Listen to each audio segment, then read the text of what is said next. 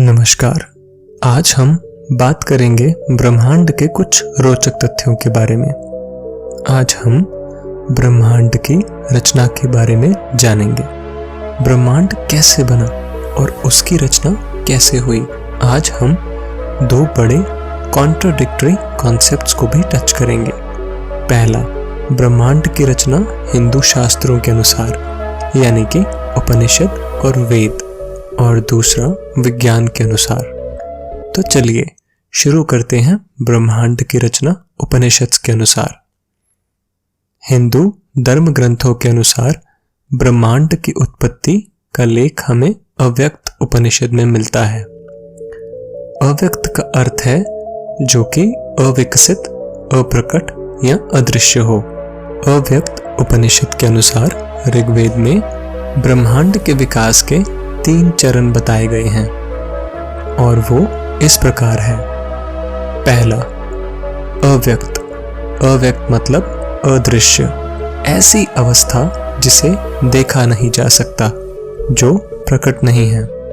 दूसरा, महत्व मतलब निर्धारित या अनिश्चित, या जो स्पष्ट रूप से प्रकट हो।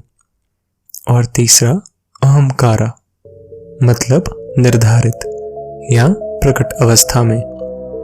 आइए जानते हैं अव्यक्त उपनिषद का पहला अध्याय इसके बारे में क्या कहता है। पहले यहाँ कुछ भी नहीं था, जिसमें केवल ज्ञान और आनंद शामिल था, और ब्रह्मांड की शुरुआत इसी से हुई थी। वह एक फिर 2 में विभाजित हो गया।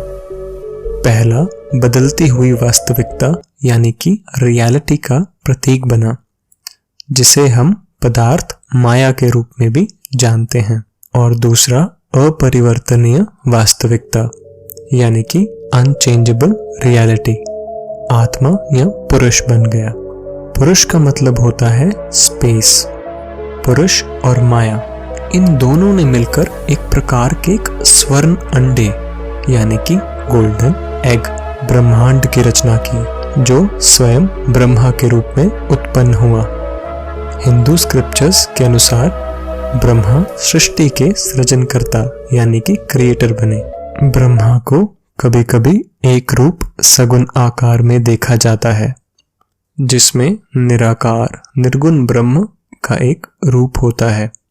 उसी परम आध्यात्मिक वास्तविकता यानी कि स्पिरिचुअल रियलिटी, जिसे पुरुष ओम परम सत्य भी कहा जाता है, द अल्टीमेट रियलिटी। ब्रह्मांड का गोलाकार होना समय को जन्म देता है, जिसे काल समय का जन्म होता है, और यह प्रक्रिया चलती रहती है। और काल माया वास्तविकता यानी कि इल्यूजरी रियलिटी को जन्म देता है, जिसे सृष्टि भी कहा जाता है। हिंदू ग्रंथों के अनुसार परम ब्रह्म ने 3 सगुण रूपों में आकार लिया, ब्रह्मा, विष्णु और शिवा।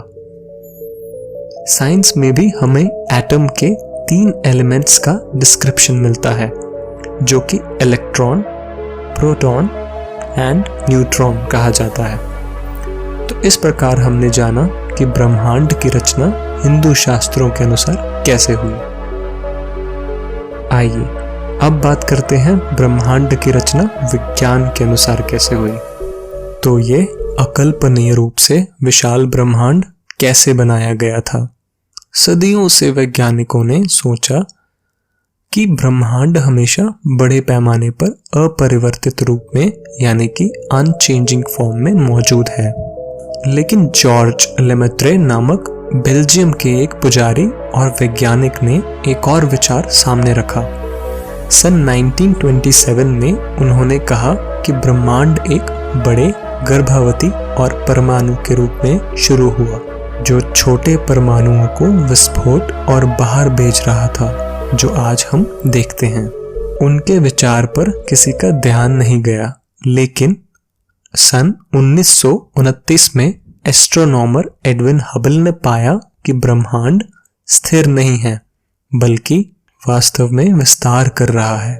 यदि ऐसा है तो कुछ वैज्ञानिकों ने तर्क दिया कि यदि आप ब्रह्मांड के जीवन को फिर से जीवंत करते हैं तो किसी समय यह एक छोटे घने बिंदु के रूप में अस्तित्व में होना चाहिए था। क्रिटिक्स ने इसे खारिज कर दिया। फेमस एस्ट्रोनॉमर फ्रेड होयल ने इस कॉन्सेप्ट को बिग बैंग का नाम दिया, जिसे बाद में इसके समर्थकों द्वारा अपनाया गया। संदेह से डरे हुए वैज्ञानिक रैल्फ एल्फर, जॉर्ज गैमो और रॉबर्ट हरमैन ने भविष्यवाणी की कि अगर कोई बिग बैंग होता तो ब्रह्मांड में कहीं ना कहीं एक हल्की आहट होनी चाहिए थी और हमें इसका पता लगना चाहिए। 1960 के दशक के मध्य में एस्ट्रोनॉमर एर्नो पेंजियस एंड रॉबर्ट विल्सन ने मिलकर एक माइक्रोवेव सिग्नल को ट्यून करने में बहुत समय लगा दिया।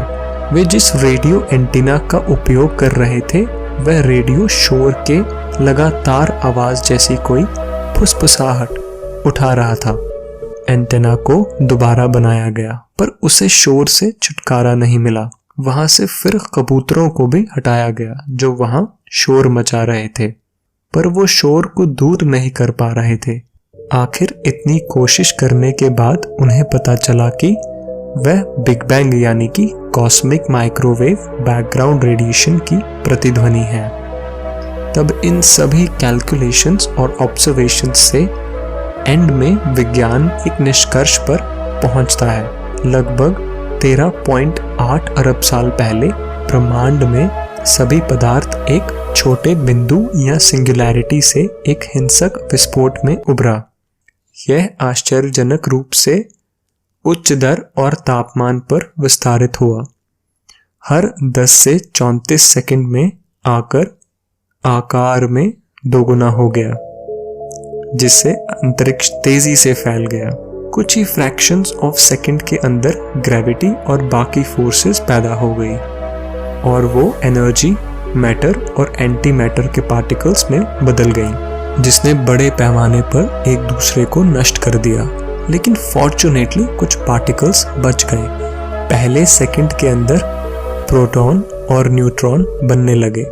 कुछ ही मिनटों में ये प्रोटॉन और न्यूट्रॉन फ्यूज होकर हाइड्रोजन और हीलियम जैसी गैस में बदलने लगे। लगभग 3 लाख सालों के बाद न्यूक्लियस इलेक्ट्रॉन को कैप्चर करके एटम बना सका, जिससे यूनिवर्स हाइड्रोजन और हीलियम गैस के बादलों से भर गया। लगभग 3,80,000 सालों के बाद इसने फोटॉन के एक हिस्से को पीछे छोड़ दिया और कॉस्मिक माइक्रोवेव बैकग्राउंड, जिसे पेंजियस और विल्सन ने गलती से खोज लिया था, इसमें पदार्थ के छोटे छोटे तरंगे यानी कि मैटर की टाइनी रिपल्स थी, जो एक्सपेंशन के दौरान बहुत दूर तक फैली हुई थी, जो कि आज मिल्की वे और बहुत गैलेक्सीज के फॉर्मेशन का कारण बन गए। तो इस तरह विज्ञान इस निष्कर्ष पर पहुंचा कि ब्रह्मांड की रचना कैसे हुई। आप लोग नीचे हमें अपने थॉट्स कमेंट सेक्शन में बताइए कि आपको क्या लगता है, ब्रह्मांड की रचना